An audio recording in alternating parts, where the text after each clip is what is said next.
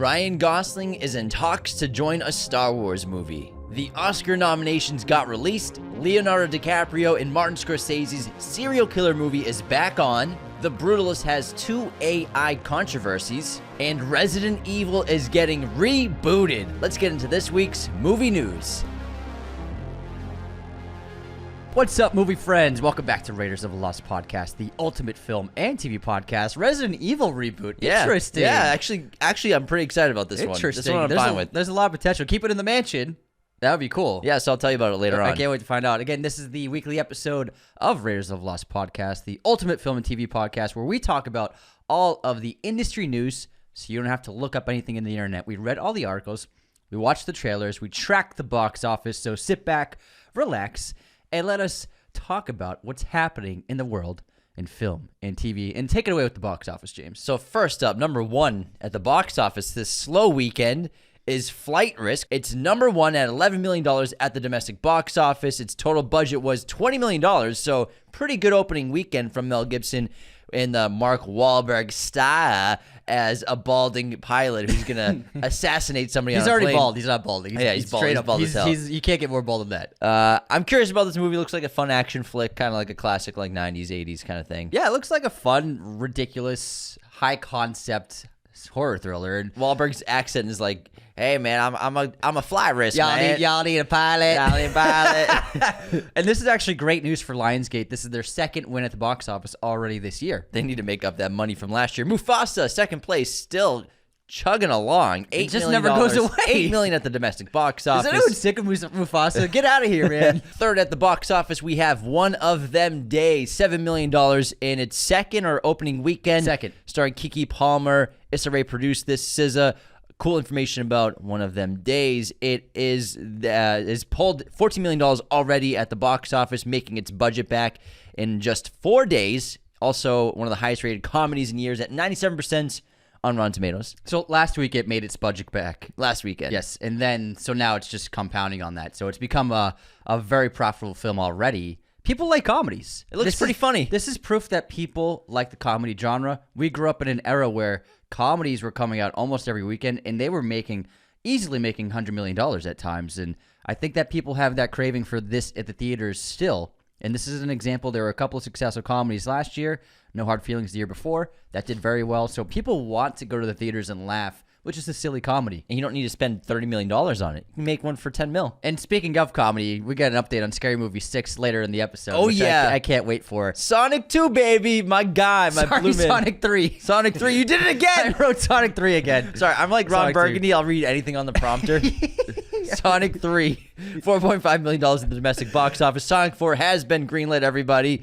Presence, Steven Soderbergh's horror movie from the perspective of the spiritual or supernatural presence inside of a haunted house of a family, had its opening weekend. Yes. $3 million at the box office. Not a huge performer. It's only in 1,000 theaters, though. Okay. So it's slightly limited release. I've heard some pretty good things about this movie. I've heard that it's got a great twist at the end of the film and a great third act and some incredible filmmaking, but I've also heard that it can get a bit stale from the perspective of just like you're just somebody in a room watching other people. Yeah, I get it. I mean, Soderbergh's someone who just is like, he likes to experiment as a director and try new things. So I think he's a really incredible artist. But I have heard mixed things about it. But I'm curious about the film. Me too. I'm very curious. I think he's just unique. like, he's kind of a one-of-a-kind filmmaker who does his own thing. Next up, we have Wolfman, really just dropped out of the top 5 right now. $3 million at the domestic box office. This movie sort of just disappeared. No one's really talking about it. It's too bad. I thought it was a really good movie, really great take. Mm-hmm. It wasn't sort of, I guess, the groundbreaking new take that Invisible Man was on Universal Monster. That was a huge hit. Massive That hit. was a huge hit. But I still liked Wolfman, and I think that if you haven't seen it, definitely give it a shot because it's a really solid take on the Wolfman, and it's a unique version. You know, it's more of a disease versus a transformation to a giant hairy beast, which I thought was cool. Yeah. That was fun, but it did not get great word of mouth or reactions, which obviously looks like it hurt the film. And then Den of Thieves 2 in its third weekend, $2.5 million at the domestic box office for that action film. It's already made its budget back in the domestic box office, $40 million. Pretty cool. Yeah. All right, well, that's the box office this weekend. Not huge, but nothing crazy. Couple It's new movies January. came out. Yeah, it's January. What do you expect? We got some big movies coming up soon, though. Let's talk about Ryan Gosling, though. Mixed feelings about this. What do you think? Ryan Gosling speculatively he's going to star in Sean Levy's upcoming Star Wars movie. This would be Levy's Star Wars movie that was reported about multiple times over the past year. It's meant to be a standalone film, and sources tell The Hollywood Reporter Lucasfilm had no comment on any impending deal, nor the project's details. What do you think about this? I think Gosling's awesome, and I'd love to see him in big movies, but I just think we're getting too many Star Wars projects. Well, the thing is, ironically, we're not, because none have been made. Yeah, but once they all start coming out, it's going to be like an endless spree. That's the thing, Dave. But who knows what's getting greenlit? They keep shutting them down. It's like how many filmmakers are in talks to make Star Wars movies? That's the thing. I think they have like a bulletin board, or they have like 20 projects kind of developed, and they're just waiting for the right pieces to fall. Obviously, if Gosling wants to do a Star Wars movie, that's the next thing that's going in production at Disney and Lucasfilm. Obviously, we have Mandalorian Grogu already filmed, but after that, if Gosling wants to do this, every other Star Wars movie is on the back burner. Gosling's first because he has that power. And, when I first heard it, I was like, but when you look at Ryan Gosling's career right now, and I think he's been doing some really cool stuff. He's obviously not the Steve McQueen he used to be in movies like Drive. He's not really that indie guy anymore. He's doing big blockbuster films. He's talked about how he wants to do movies that, are good for his family as well. Entertaining. He's getting paid. He's sort of in a Harrison Ford era now. He went from like a Steve McQueen era, an indie era, to now like this Harrison Ford, big action movie star. I'd say he's a Rock era. The Rock. Don't say that about my boy Gosling. I'm just saying the kind of movies. What do you mean? Harrison Ford didn't do big blockbusters? He was still making like Witness and stuff. Yeah, but Gosling's still making really great, interesting movies as well. I mean, freaking Project Hail Mary is going to be fantastic. That's a huge budget studio movie. Harrison was always doing sci-fi film. What I'm saying is, I'm just saying The Rock only does giant movies, big movies. True. That the whole family could see. Harrison Ford was always making I'm talking about the style of his acting, his characters he's choosing. He's much better movies than The Rock.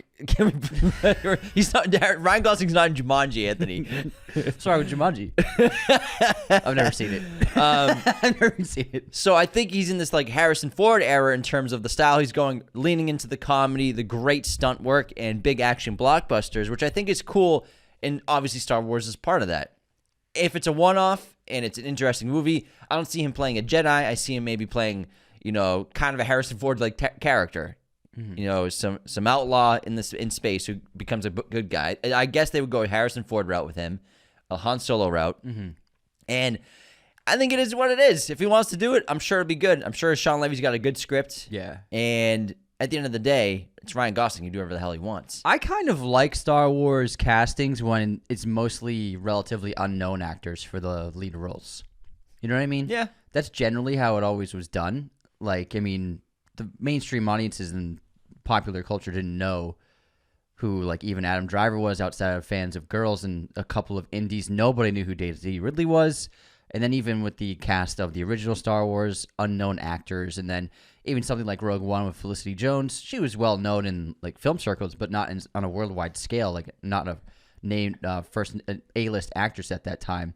So I would say for me, I think Star Wars works better when a celebrity doesn't bring their huge bubble into the Star Wars universe. That's just me. But hey, this is an experiment in that.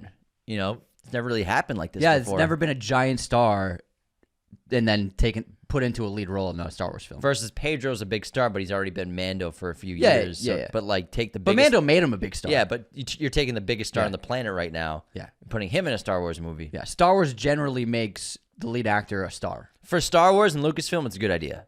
Yeah. I think it's a good idea to be in the Ryan Gosling business. I agree. At any time. Let's talk about Paul Thomas Anderson's latest movie called One Battle After Another now. Been a bunch of different titles shifting.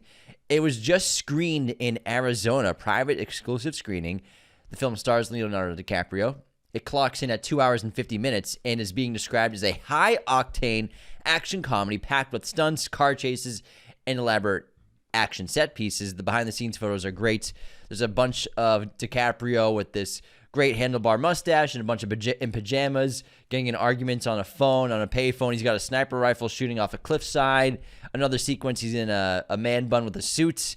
So curious about this. Paul Thomas Anderson with the big budget here. It's going to be a lot of fun. I want to be at the secret screening. I know, right? I wish I could have been there. That would be so cool. Imagine seeing a PTA movie before anyone else. Like an early cut of it, too. I think this is great, and it also explains the gigantic budget in regards to his kinds of films with a lot of action and set pieces. This one's 140, right? Yeah, 140 million. Plus, so I mean, Leo's got to get his 30. Leo gets 20. Minimum, I'm sure. Yeah, 20 is his quota, and then to have it being an action film, that explains the huge budget then. Yeah, plus, I mean, Leo, or having a star like Leo, you're paying 20 mil to be in the movie, but then there's so many more expenses for what they need on set every day. You know, his big trailers and everything like that. We don't know that, that Will Smith trailer is crazy. Line of 18-year-old models. No, he's engaged, isn't he? I don't know. I think he finally got engaged. No, but with stars, yeah, they get paid 20 mil, but then there's so much more that goes into it. Also, they ain't staying at Motel 6. No Red Roof Inn. I love PTA's filmmaking so much, and I'm really curious to see how he films large action sequences. He's never really done anything like that before. He's done a couple. He did a shootout in Inherent Vice, which I really liked, and I thought the stairwell shootout was super fun. Did I get you? You could argue There Will Be Blood has a big set pieces with the fire. The big fire set piece. So I mean, that's a brilliant piece of filmmaking right there. So I'm really curious how he films things like car chases, like explosions, like gunfighting.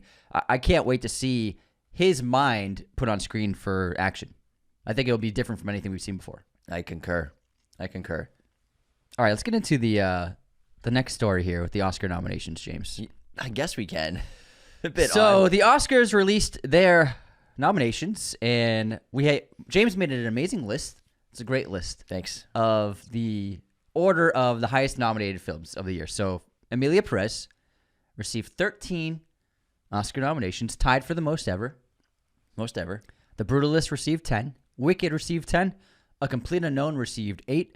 Conclave received 8. Anora got 6 nominations. Dune Part 2, 5 nominations. Also missing Mr. Denis Villeneuve in that as well.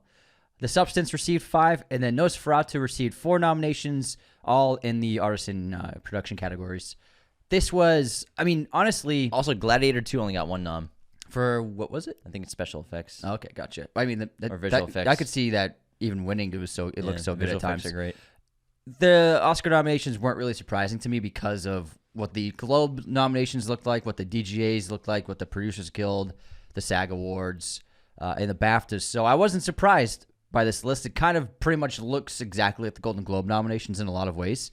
It's just more nominations because there's more categories than the Globes. Josh Brolin posted this really great video on Instagram calling out and talking about the confusion with Denis not getting any attention from the awards nominations, and he said it makes no sense. And I think all of us are in that same boat where it doesn't really make any sense why he didn't get attention. It's a very strange thing. Again, I have not seen Emilia Perez, but we're going to be watching it soon just so we can judge it ourselves. But to get 13 nominations seems... That's Oppenheimer. Yeah, it's pretty wild. And that was, for me, that was the most shocking thing. I was expecting 5-6 nominations. To get 13, that's wild. And, I mean, Brolin actually made a tweet like a month ago. He said if Denis doesn't get nominated, he's going to quit acting. So he tweeted the other day, he's like, I guess I have to quit acting now. I guess I wouldn't say it doesn't make sense because obviously the Oscars and the Academy Awards have been getting so much more, biased. And it's always been biased in terms of what's going on in the world, what's going on in culture, what kinds of movies get nominated. We talked about that a lot. It's becoming very political. It always has been. But the bias there in terms of what's hot in pop culture, what's hot button topics around the world, around the country, that's usually the movies that have to do with that really get the noms. Yeah. And, it's kind of what the arts are these days. That's always been ingrained. But it's just really ramped up now. And it's like, I like to say it's an overcorrective mindset. It's not a correcting. It's just the way the arts have always been. Mm-hmm. And it's just gotten more biased every year, it feels like. And this is an odd list of nominations for these number of awards. Sometimes it's as if what the movie is about is more important than the movie. Yeah, 100%. Than the quality. Yeah. You know what I mean? And that this is an example of that. Because Dune Part 2 should be the movie with 13 nominations. Absolutely. It should be. Absolutely. 100%. However, as weird as this all is, there are, to put a positive spin on the Oscar nominations, put together a little list of some really cool things about the nominations. Oh, cool. There is some silver lining. Sean Baker joined an elite class of filmmakers like Warren Beatty and a handful of others, like Alfonso Cuarón as well, for being nominated for Best Picture, Best Director, Best Screenplay, and Best Editing. All in the same year. Yeah, that for one film that's only been done a handful of times, so he joins that great class of filmmakers who have achieved that. So that's a really cool thing. Also, Anora breakout Yuri Borisov became the first Russian actor in history in 50 years to be nominated for an Oscar. The last time it happened was in 1977 for Mikhail Baryshnikov for The Turning Point. So that's a huge achievement. Isabella Rossellini, who is a legendary actress and writer and producer and filmmaker. She's been in the film world forever. Her parents were as well. After 4 decades of acting, she finally landed her first Oscar nomination for Conclave. I assumed she had been nominated before, but this was her first time ever, so that's pretty cool to see. And then Coleman Domingo became the first back-to-back Oscar nominee since Denzel Washington. He was nominated last year for Rustin and then this year for Sing Sing. So that's pretty cool. That's yeah, cool. That is awesome. That doesn't happen very often. Back-to-back best actor nominee. And then before Denzel, I think it was just Russell Crowe before that. Yeah, Russell Crowe for A Beautiful Mind and Gladiator. No, it was yeah, exactly. Back-to-back Correct, Mundo. Back-to-back best picture winners too. Yeah, That's crazy. He was on fire. Oh my god, he was on fire. The lead of 2 best picture winners in a row. Yeah, that's absurd. And then he did Master and Commander. Yeah. So that's some cool stuff about the Oscars. It's not all doom and gloom. Thanks for bringing that That's up. some cool stuff. I just wanted to bring some good news, you know? I want to talk about a little more doom and gloom, though, because that's what I'm feeling today. Let's hear it, man. Feeling doom James is angry. He's angsty. He's perturbed. I told you, I'm not watching the Academy Awards if he doesn't get nominated. We got an uncouth situation right here. I'm not watching. And I'll look at the, obviously, clips and stuff the next day, but I'm not watching. I'm going to go to the movies or do something fun. I'm just watching Conan's monologue. So The Brutalist, the 10-time Oscar nominee for this Academy Awards, has 2 artificial intelligence controversies. So I want to clear up the air about what's going on. One involves AI drawings and one involves AI speech. So according to Brady Corbett, after news leaked like 2 weeks ago about people saying that AI drawings were used for the movie, Corbett said to create any of the architecture, and he said, Brady Corbett says no AI was used to create any of the architecture in The Brutalist. Judy Becker and her team did not use AI to create or render any of the buildings. All images were hand-drawn by artists. To clarify, in the memorial video featured in the background of a shot in the epilogue of the film, our editorial team created pictures intentionally designed to look like poor digital rendering circa 1980. But the controversy is that it is believed they used AI for inspiration for those drawings, obviously, and then a human drew the drawings. So if that's true, is that kind of a loophole? You know, you're hand drawing something, but you're getting inspiration from AI. That's I think, another controversy in and of itself. But according to the director, no AI was used for the renderings, the drawings, or any of the buildings in The Brutalist. Now, the other AI controversy is AI speech that had to do with the Hungarian accents. Another controversy came out, obviously, one in Firestorm about Hungarian accents being enhanced from AI, and everyone went, oh my God, every actor in the movie, the accent's fake. So Brady Corbett says the AI technology from Respeecher was used in The Brutalist to quote, Hungarian language dialogue editing only, specifically to refine certain vowels and letters for accuracy. No English language was changed. This was a manual process done by our sound team and Respeecher in post-production. The aim was to preserve the authenticity of Adrian Felicity's performances in another language, not to replace or alter them, and done with the utmost respect for the craft. And I believe a producer on the film, who's Hungarian, provided his voice in the Respeecher AI as the tool to hone their voices. Yeah, so it's one of those things where a headline goes out, people lose their minds with no context, no details of what happened, and here's the full context of both those situations. I mean, yeah, it's a tricky situation. I don't think that AI should be used in performance Yeah. at all, especially if someone just won a Golden Globe and then is poised to win the Oscar for acting. I think that, you know, the thing is with filmmaking, and especially with someone like Brady Corbett who uses, I mean, he did it. He used Panavision, and he filmed it as if it was in the same style as they did it back in the day, and the whole film feels like that. And so, in a way, the whole process should be like that. Yeah. Don't you think? Yeah. If you're gonna, Well, it's just, I think what you're trying to say is it's a slippery slope. You know, you're using a little AI to enhance accents to make sure you're paying the right respect to that culture, I guess, and that accent. What does that stop a future film from, all right, just speak normally in your accent, and then we'll alter it and turn it into a British accent or turn it into a Scottish accent. For me, when I look at that story, even though it's a manual process, technology has been used for years with stuff like this. I mean, you can argue that using Adobe Audition is using AI to alter and filter voices. Yeah, there are machine learning tools that we've been using for decades. But is this the start of, okay, we're going to have an actor just perform in your American accent, we'll turn it Irish. Yeah. With our AI technology. Is that where it leads to? That's because, and then if this is brushed under the rug and not made a big deal and not made a problem publicly, then it leads to that. Because there's a difference between like an actor, because we're talking about an actor performance, which is organic and it's supposed to come from that person. That's why we're awarding them an Oscar. And there's a difference between using, ChatGPT to, hey, can you put together all of the information about Hungary at this time? Hungary. Sorry. Can you, ChatGPT, can you put together a huge list of artists and architects who are in Hungary at this time for research purposes? Okay, I don't think that's a problem because then it speeds up. They don't have to Google and copy and paste and spend hours and days putting together all this information. They can maybe use an AI to gather a bunch of notes that they can use as their research for their performance. That's something that, it's not changing their performance. It's just speeding up their research process. That's something that seems fine. But when they're performing and then you're using the AI to alter and improve their performance, that's a completely different thing altogether. Yeah, it's also because I know Adrian Brody's not Hungarian. Yeah.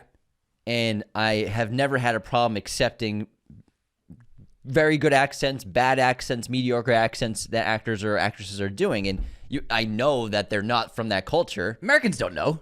And it's fine. Yeah. Like, I know Adrian Brody's American. I know he's not Hungarian. So, yeah, exactly. I wouldn't know what a good Hungarian accent sounds like versus a bad one. So it's one of those things where it's like, are you going too far to fine-tune the performance when it's already fine? And I will say, when I watched the film, because it does make an impact during this sequences, and it's the sequences where it's a off-screen voiceover of him reading the letter in Hungarian, and then the same thing with her.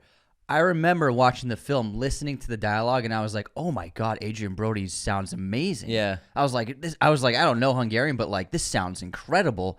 I remember thinking that in my head, and I was like, I remember thinking like, "Wow, this is outstanding." So it does make an effect. It makes me want to hear the before and after of him doing the Hungarian accent and then what it sounds like after they tinkered with it with AI. And I will say, I mean, they're passing it off as a little thing in a 2-minute segment, but I will say I was floored by how impressive it sounded, honestly. And his performance is amazing in that movie. He's outstanding in the film. He's phenomenal in that movie. He's fantastic. And it's like, I don't care. Like you said, but like you don't need to do that. Yeah, I wouldn't care if his Hungarian's not perfect because, I know he's an American doing the accent. So that's what makes it more impressive. If someone sounds great and believable, that's all we need. We don't need them to sound perfect. I think it's just one step in the wrong direction, to be honest. And then in terms of the drawings using possibly, it's not confirmed from what it says, it's not confirmed that they did use AI as inspiration for their concept art for those digital drawings in the epilogue. I mean, that's, I think that, if you're going to do it, you should do it. If you're a production team, you should do it for yourself. That's what I think. Yeah. I think it should all be done by hand or done by person. It's like, I mean, do you want, if you're a painter, Do you want an AI? Do you want to use a program to make the painting digitally and then you paint over it? I don't know.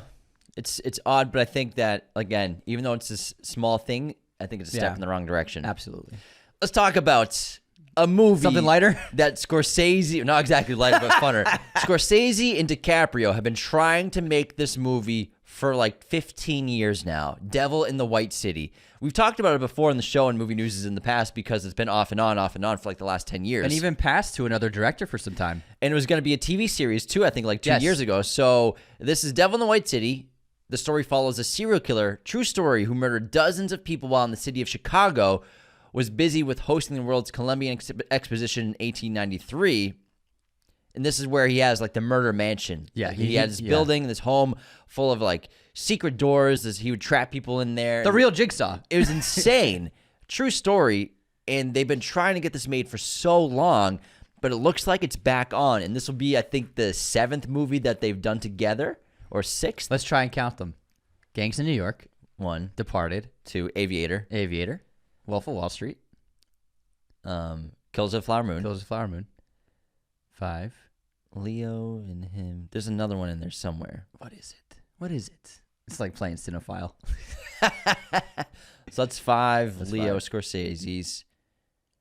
Oh wait, maybe I think that's it. I think Shutter Island. 6. Nice job. Nice. Great job. High five. That's So it. this will be That's the it. 7th. That's it. Leo's trying to catch up to De Niro. Yeah, he needs 3 more, I think. Because I think De Niro and Scorsese are 11? at 9. What? Okay, so Irishman, I think, made it 11. It could be 9. and then Kills of the Flower Moon. At least 10 probably. Yeah. 10, somewhere around there. I mean, when they announced this years ago, I was excited. Yeah, I think before we were even in LA. I think it was before we were born they announced this. They announced this right after Gilbert Grape, actually. Yeah. So I'm really excited. I would love to see Scorsese do horror again because Shutter Island, I think, is a really wonderful horror film. Cape Fear. And Cape Fear. Oh, my God, Cape Fear. He's so good in that genre. Monster movie, baby. And I think seeing him do that would be so much fun. This would require gigantic scale, huge budget, period piece. Sign me up. I love it. Scorsese's my guy. Leo's one of the best ever. I mean, this just is all. I think this is a win all around, and I think it could be a huge hit. I like Leo playing baddies lately. Oh yeah, he's done enough leads where I think it's He can do anything he wants. All right, let's move into Robert Eggers, whose next film has been confirmed and announced as Werewolf. WERWULF. Just call it Werewolf, Anthony. Werewolf. Now, this is thanks to Nosferatu being a massive hit at the box office and surpassing $100 million gross, which probably gave him a lot of power to greenlight what he wanted to do next, and that is this werewolf depiction story, which is described as a werewolf horror movie set in the 13th century England with dialogue true to the time period. Now, what that means is they were not speaking the English we know back then.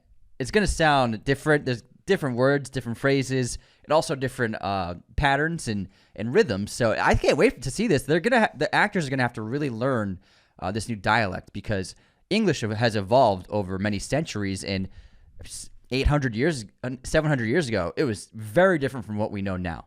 And films and TV shows that depict period pieces, they use generally contemporary RP, high class English accents to depict those people, but that's not accurate.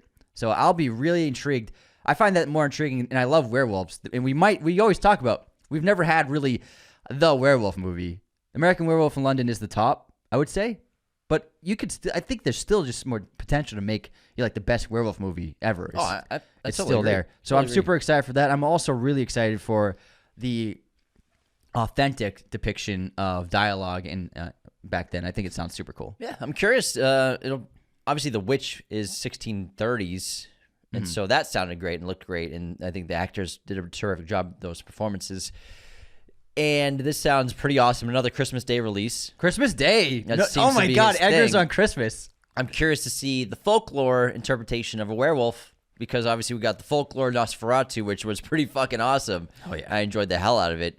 And obviously that's his thing. Folklore is Robert Eggers' obsession with his films. He incorporates into everything.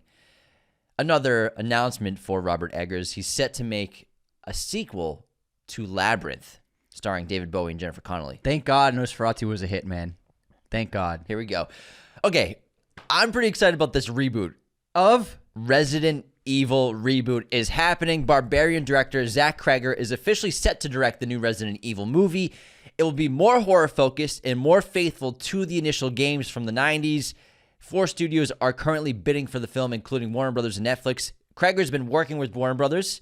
They signed him up after, obviously, with Barbarian. His next film called Weapon comes out, I think, in 2025 as well, starring Julia Garner. And so the other director of Barbarian is making Companion? No, Cregger directed that by himself. Oh, so did he make Companion as well? No, he didn't make Companion. Okay. I think that it's like the minds behind, like Gotcha, the producers of Barbarian, Gotcha. and the writers of Barbarian are making. I don't know why I thought Barbarian was a duo directing, but I think No, you're right. Cregger did it by himself. Okay, gotcha. And I think this is really awesome news because Barbarian was an awesome debut, great horror film. He's solidified himself as like a hot young talent in the genre. So hot.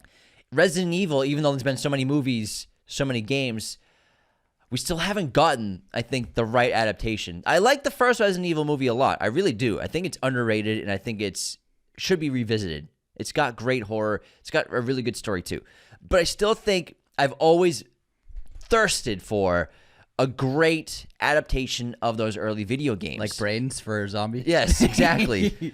I've always wanted it. I think Cregger can deliver. I think video game adaptations obviously are hot, but they're becoming more grounded, and studios are taking more care in adapting them, it feels like. Good thing Last of Us was good. That's why. And, the last several Resident Evil products have been dog shit when it comes to entertainment. Did you see the one they did last year, the show? Netflix, I watched 10 minutes of it. I couldn't believe what I was watching. I couldn't believe how bad it was. I watched like the first 7 minutes and I turned it off. It shocked me. Yeah, I couldn't It was like believe a team horror comedy. CW. I couldn't believe it. It was terrible. Couldn't believe it. And even before that, the Resident Evil movies, somehow they make a bunch of money. It's a $1 billion movie franchise, but they went off the rails years ago. I think that it was they kept it attached to Paul W.S. Anderson and Mila Jovovich for way too long. I think it was They're like making money. Barely making profit, Yeah. but still it's like 15 years they made the Resident Evil movies, and it's like we need something fresh, and we need a new really good director or producer to oversee a new interpretation and not do what they did with the TV show last year. I think this sounds great. I think go back to the roots. Cregger has the right idea. Let's do it for real. Yeah. A real solid adaptation of the original Resident Evil games would be amazing. And keep it in the mansion for the first film. Keep it like this giant mansion property, smaller scale, and then you can open it up in the latter Well, not just the films. mansion, because then you underground. still stuff. go underground Yeah. and do all that stuff. Yeah, but we don't need to go super big in the first one. Man, it has so much potential. Because in the first one, there's like a couple of shots in the mansion, but that's the first it. movie? Yeah. Yeah, it's just a cover. But we need. They go to Raccoon City. We need underground real quick. We need to be in that mansion, man, solving puzzles and like monsters in corridors and zombies coming out of doorways. Like we need that. Like that closed quarters. Making herb supplements to heal yourself. I want herb mixes. Mix those herbs. If there are no herbs in this movie, I'm not watching it. Not watching it. I want some typewriters. I need some typewriters. All right, let's talk about the upcoming, still in pre-production and development, Rey Skywalker film. They have a new screenwriter. Another new one. After Stephen Knight dropped out. Another one. George Nolfi has been tapped to write the Rey-focused Star Wars movie. He has previously written big blockbusters like Ocean's 12 and The Bourne Ultimatum. This will be set 15 years after the rise of Skywalker. Documentary filmmaker Sharmeen Obaid-Chinoy is still due to make her narrative debut with the project, with Ridley due to reprise the role of the lightsaber-wielding Rey Skywalker, the character she played in Disney's sequel trilogy. 15 years later, we'll see. It's feeling like this is the Lucasfilm Blade. I feel like it's just never going to get made. It's going to keep going through rewrites. They'll keep delaying it until They're on their they just fourth stop writer. talking about They it. announced this, I think, in 2022. I don't know if it's ever going to happen. But This was announced a while ago. You're right. Great writer. I mean, Ultimatum's amazing. Fucking great movie. Ocean's 12, It's fantastic. your favorite Oceans. Yeah, I love Ocean's 12. We'll see. There's some actually Ocean's news that I can get to real quick. Oh, yeah. Let's go. Ocean's 14 is reportedly maybe going to happen. Brad Pitt, George Clooney obviously would reprise their roles. David Leitch is in talks to direct, which I think is a really solid choice. I think he brings a lot of energy to his movies, really fast-paced action. and I think that he can capture the feel and aesthetic and tone that Soderbergh created. I hope they get the rest of the cast, though. They have to. Right now it's Clooney and Pitt, but they got to get everyone that's still alive to be in the cast. I think if I'm any of those actors, if Clooney and Pitt are going to be in a movie, I'm going to be in it with them. Yeah, for sure. Because they have to get Damon. They have to get Affleck. They got to get Don Cheadle. They got to get the squad. Yeah, they got to get everyone. Even Scott Caan, like, get everyone. Yeah, get Scott in there. He's great. I wish Soderbergh was directing it because those movies are so well directed. Yeah. They're Like, so campy and fun. Yeah, but so creative with his camera work, Yeah. as he always is. Yeah. He's really, like I was saying earlier, he's so good. But I think Leach is a very underrated creative director. Leach could do great. I think he's really, really solid. Bullet Train was really good, and I liked Fall Guy a lot. He did a lot of creative directing and editing with Fall Guy, which I think he can fuse into the Ocean's movies because that originally trilogy always had great editing and really cool transitions and got, like you said, very creative. If they do 14, I have an idea who one of the new members of the crew could be. Who? Catherine Zeta-Jones. Oh, that could work. Because Julia Roberts and Catherine Zeta-Jones were just like non-existent in Ocean's 13. It's not their fight. It's not their fight. Throw them into this one. You got two people. You got two great female actresses joining the group of men. I think that's the way to do it. Roberts and Zeta-Jones coming back. I think that's right. I think that would be great. And then it would feel right. Cap it off. They get the girl in the sunset at the end of the movie. Both of them. Yeah, they're just both on a yacht, just driving into the sunset. Yeah, that's perfect. Yeah, I think that worked. They're retired. They're done. Did you see the new Mickey 17 trailer? I saw footage, but I didn't want to watch the whole thing. I just saw, like, how they do that little 3-second teaser before the trailer starts. Yeah. I watched that and I turned it away, but I did love the posters. Did you watch the trailer? Oh yeah, it looks How is it? incredible. It's basically just giving story for anyone who doesn't know what the movie's really about. It's a lot of exposition building about Pattinson's character Mickey, who's leaving Earth, signs this contract that he didn't read about being an expendable, meaning he'll be expended and basically be less than human for this company as they're going to traverse space and go to a new planet. Shows a lot of the deaths that happen, a lot of the deaths that occur. The Mickey 17 campaign right now, the marketing campaign, is really heating up. Bong Joon-ho and Robert Pattinson are currently in South Korea, touring and doing marketing and doing fun things over there. Eating ramen. There's street food too. There's a great street food one. But the trailer looks absolutely incredible. The tone looks just like the book. It's this great science fiction tone, dark moments, but great comedy and lightness that Bong Joon-ho really seems to be capturing so well with the trailer. We got more looks at Mark Ruffalo in this movie, who's going to be perfect in this movie. Steven Yeun, Toni Collette also. Nasha is going to be a great character as well. So I can't wait to see this movie. If you haven't read the book, you got a month and a half before this movie comes out. It's a fast read. It's going to cruise. Like, you'll cruise through it. It's so fun. It's so entertaining. It's an absolute blast. Pattinson's accent, holy fucking shit. It looks like Pattinson, but it doesn't sound anything like him. Does it see? I gotta watch the trailer now because you're gonna have to. I'm gonna watch it. You're gonna have to because of wink, wink. So does it seem like he's gonna be in voiceover narration for the whole film? It's hard to tell. I think it's gonna be. I think it's gonna open with voiceover narration, and then I think it's gonna be like the Batman. Honestly, like the first act will have voiceover narration here and there.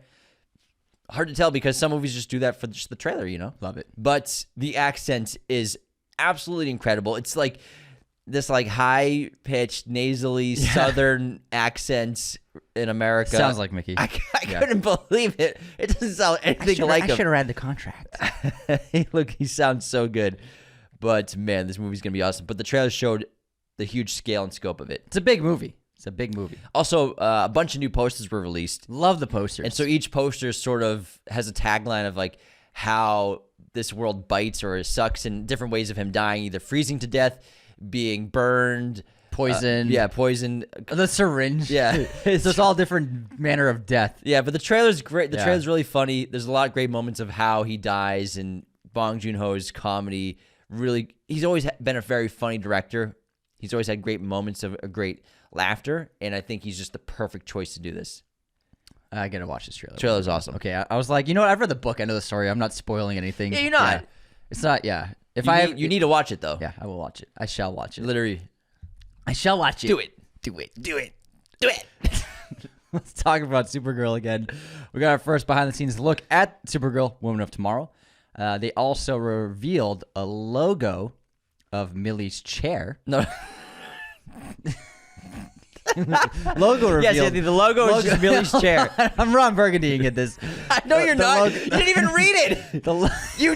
You did not Ron Burgundy. You do it. The logo was revealed on Millie's chair. So That's exactly what I said. No, you said the logo was revealed of a chair. Yes, Anthony, the Supergirl logo is a chair. I was reading that in real time and I was so confused. So there's a behind the scenes photo of Millie Alcock sitting in her chair. The back of the chair, back of her head, the back of the chair has a Supergirl logo on it. When I first saw it, I thought it said Lego. I thought it said Lego revealed of Millie's chair. Man. I was like doing processing in my head, like, what? In theaters, June 26, 2026. Okay, cool. Fucking hell, Anthony. Can't wait. Supergirl's logo is a chair. Let's move on to City Sweetie and A24's next team up. There's this great classic, cringe, cult classic horror, The Mask of the Red Death, which we talked about a month ago on a horror episode that we did. And City Sweeney's in talks to star in a new take on Edgar Allan Poe's story. This film would follow a prince who attempts to avoid a dangerous plague known as the Red Death by hiding in his abbey. We'll see. Abbey's like a castle, No. right? Or yes, yeah. Yeah. Monastery. It's Monastery. It's like some kind of structure. Like a chapel. I don't think I it's think it's religious though, right? I think it's. I've never seen Downton Abbey. Oh, it must. Yeah, I never put that together. I think it's just a large What castle is or an abbey? church or Exactly. monastery. All the UK Look up listeners Abbey. are like, I know we don't have. I don't think we have abbeys. yeah, in yeah, there. a building or buildings occupied by a community of monks or nuns. Gotcha. So it's Just okay, like the original. Yeah, okay. I just didn't know what the word abbey was. now we know. Now we know. Just dumb Americans, you know. I never put that together. Bunch Downton of Abbey. wankers. Fucking wankers. All right, we got some news on Chris Nolan. Well, John Bernthal, really. So this is a John Bernthal story. He's been cast in the Odyssey with this ever-growing best cast of all time, I'm calling with this film, eventually once we get everyone rounded out. And we also got our first look at him with Ben Affleck in The Accountant 2. Woo! Let's go. Woo! All right, next up, I'm very excited for this. Heart of the Beast is a new film Brad Pitt will star and produce with David Ayer, the duo returning from Fury, which they made together. The survival thriller follows a special forces soldier and his retired dog who battle for survival after a plane crash deep in the Alaskan wilderness. I like how the 60-year-old is still a special forces soldier, but his dog's the retired one. First of all, two things here, Anthony. Where does it say he's producing it? I read it earlier. Okay. Number two, follows a former special former. forces soldier. I'm all over the place. You are like... He is producing it, though. Okay, I didn't know that. I read that Yeah. on Hollywood Reporter. I thought you just added that for funsies. Because clearly you're after that Lego debacle. I know, and also you missed former. You're like, former special forces. How is he not retired? Like, what's going on here? Man, You're messing up, man. I skimmed this earlier and I did not take it in. Let's talk about Jurassic World Rebirth, starring Scarlett Johansson and Jonathan Bailey. Theaters July 2nd. We got a new look at Gareth Edwards' film, and it's very Indiana Jones shot, very Raiders of the Lost Ark. Yeah. It has Jonathan Bailey in this sort of cave with this glowing orange light on him from, I'm guessing, the sun, holding a large dinosaur egg with the same exact stare of Indy looking at the golden idol with Johansson looking on. I think it's clearly she's in the background. I think it's clearly a reference, I think. I think it is absolutely a reference. It's a reference, for sure. I think, of Raiders of the Lost Ark and the original Jurassic Park of Sam Neill's character looking at the dinosaur egg for the first time in the laboratory. My guess is that like dinosaurs have found, have found, isolated, secluded, unknown areas to like hide and live and like It's an island, yeah. Have That's the plot. have Yeah. their children, and it's like this ancient area that nobody else knows about. Well, it's not an ancient area. It's they've found an island. Yeah, That's it was the Galapagos Islands. No, it's not the Galapagos. that's the plot of the movie, Anthony. It was Tahiti. Let's get into it. It's Catalina. Catalina Fucking Island. Catalina wine mixer, man. Let's get into some movie trailers. We got two main trailers that dropped. The first one was Opus. Now, they released the photo for this A24 months ago, so they've had just that photo to represent it whenever stories have come out, starring Ion Debris and John Malkovich. The trailer looks pretty good. So this is an A24 horror thriller that follows a writer invited to the remote compound of a reclusive pop star who disappeared 30 years ago and has now started a cult. And he's putting on this new performance, and he's invited her as well as a handful of other people to experience this performance. I will say, it looks like, I mean, we've had this movie done multiple times the last 10 years, this kind of movie. Last 3 years. Yeah, whether it be like Ex Machina, it has like Midsummer vibes. It looks okay, but it also just looks like, it doesn't seem that exciting. There's been a couple of booming genre storytelling elements happening right now. Obviously, holy horror is huge. Yeah. There's so many holy horror movies, but also billionaires inviting normies to a compound. Oh yeah, to blink kill twice. them. Yeah. So that's torture them and abuse them. yeah. I mean, that's like the fifth one in the last 2 years. You're the right. Menu, Yeah. Blink Twice. There's a couple others. So is this Glass Onion? Technically, is kind of like that. Is the billionaire inviting people to a place to get murdered kind of getting old already? I don't know. I'm kind of like it looks like all those other trailers. I was very met on it. It's kind of like the same trailer in a lot of ways. Io Debris plays the lead. She's fighting for her life clearly because obviously John Malkovich is trying to kill her. It seems like you already know what the movie is. Yeah. It seems like he's just a cult leader who's going to try to kill everybody. And then she's going to fight for survival at the end, and which does also just keeps getting put into the end of movies when it's just like, it's so predictable. I mean, I'm going to watch it. I'm sure it's good, but it's like, it's the same thing with the holy horror. It's like the same thing over and over again. It's like, yeah, the church is going to be evil. The priest is going to be evil. I see it from the beginning of the movie. Yeah. I don't know. Maybe it's a new take, but I feel like this is like a new genre cliche. Billionaires, very wealthy people inviting people to a compound, a remote place, and killing them. It's like 3 a year now. We got a new Blumhouse horror movie trailer. This one looks good. Called Drop. It's Christopher Landon's film starring Megan Fahey and Brandon Glenner. It's a whodunit thriller who follows a woman on a first date who is soon terrorized and blackmailed by a series of anonymous airdrops to her phone where she's being threatened to kill the guy she's on a first date with, or the person sending her these messages will kill her child. I think it looks pretty fun, and it's a nice. Sounds super fun. It does. I think this stuff's fun. No, but it's like terrorizing. And a unique twist on technology, and it's not AI. It's like someone could use technology to really terrorize someone, and I think it's interesting. Like you go on a first date with someone, and someone forces you to kill this person. I think that's cool. It's a good setup. I like how it opens with she's getting airdrops of memes. Yeah, like famous memes. Yeah. I was like, oh, that's pretty funny. It's pretty funny. See, it looks like a fun horror movie. You know what I mean? Yeah. Just it's the director of Happy Death Day, which I love. All right, next up, we finally have an update on the Toxic Avenger reboot, which is starring Peter Dinklage, Elijah Wood, Kevin Bacon, Jacob Tremblay, and Taylor Page. This movie was made a while ago. However, Jacob Tremblay was probably like 11 when he made this. It was just never released. No one ever picked it up. It played at a festival, I think last year or 2 years ago, but no one picked it up for distribution. It's finally going to be getting released in theaters as an unrated film, and even though it hasn't been picked up, it has a Rotten Tomatoes critic rating of 92%. So it must be fucked up. Yeah, must be pretty crazy to be unrated. Maybe the filmmakers refused distribution. Maybe studios and distributors were like, we'll release it, but can you make it R? Yeah. Maybe that was the problem. And have you seen the photo of Elijah Wood in it?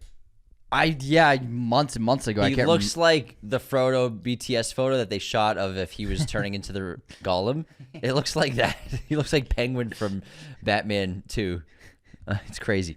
Let's talk about Dead Man's Wire. This is Gus Van Sant's next film, which will star Bill Skarsgård and Dacre Montgomery. Coleman Domingo has just joined the cast. It's a hostage thriller, which follows a man who takes a mortgage banker who did him wrong hostage, demanding $5 million and a personal apology. Love Gus Van Sant. Love all these actors. It's exciting.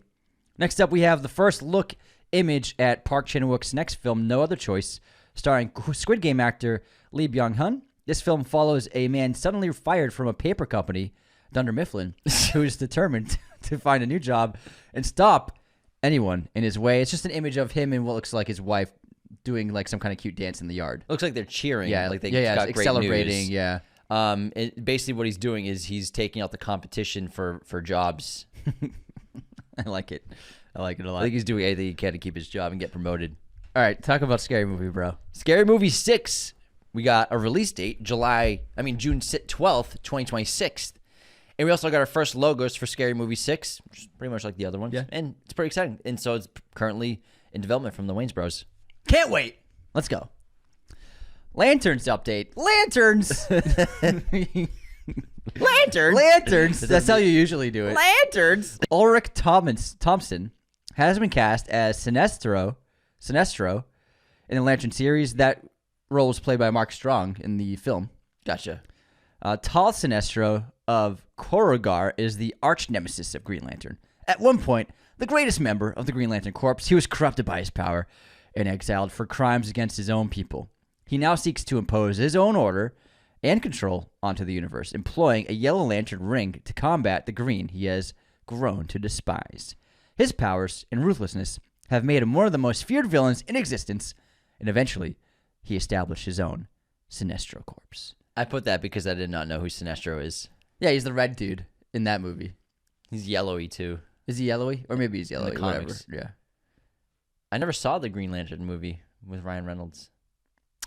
Don't. Never watched it. You know who's in it? Taika Waititi's in it. Really? He plays Reynolds' best friend in Comic Relief. Oh, I remember that from the trailer. Yeah, that's right. Yeah, I never saw Lantern, and I don't know much about the Lanterns, but that I put the Sinestro bio so that in case anyone else didn't know who Sinestro was. I I might be wrong, but I believe that movie ended with Mark Strong's character. He's like more of like he's always contentious with the other ones, and then at the end of the film, they set it up for him to be the next villain of the next film that they were gonna make. Anyways, we got some news about Better Man. Paramount will no longer be releasing the weekly box office numbers for Better Man. The film made only $1.9 million in the United States on a budget of $110 million.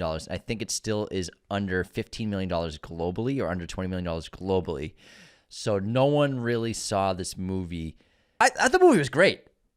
It was great. Yeah. It was awesome. It was a really good movie. Charlie XCX is going to be in a movie. She's going to star Brad? in it's called The Moment.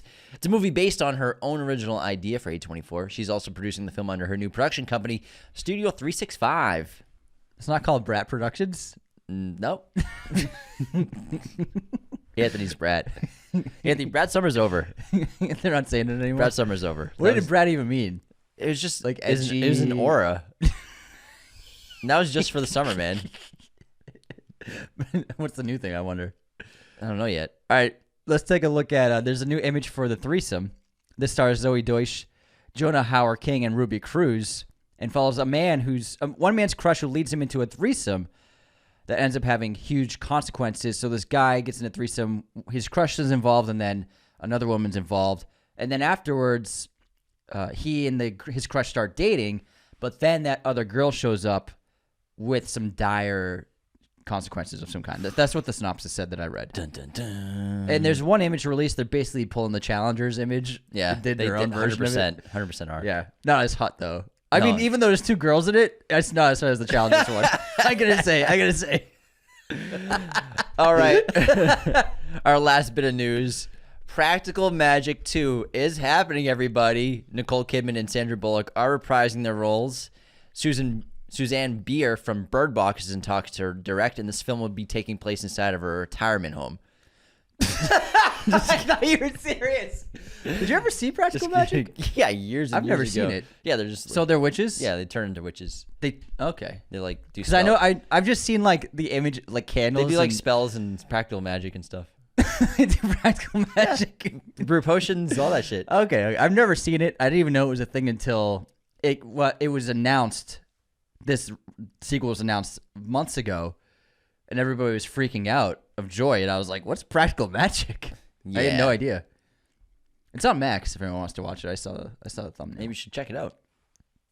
No, probably not. They're both very fine in it, man. I bet they are. I mean, it's 90s. Not as fine as the Challengers cast. All right, that's it for the news. That was a lot Yes. of big stories. That was a Ton of big movie stuff. news. Wow, we had an hour on that. That was fun. An hour? Yeah. Wow. Great Holy job. crap. I mean, you did a great job. I mean, we let off with Gosling and Star Wars. That's pretty big stuff. Yeah. Pretty big stuff. Mickey 17 again. The trailer looks awesome. All right, everyone. Thanks so much for tuning into this episode of Movie News. Be sure to leave those 5-star ratings and reviews on Spotify and Apple if you're listening. Subscribe on YouTube if you're watching. Become a patron today at patreon.com/Raiders of the Lost Podcast. And take care. See you next time.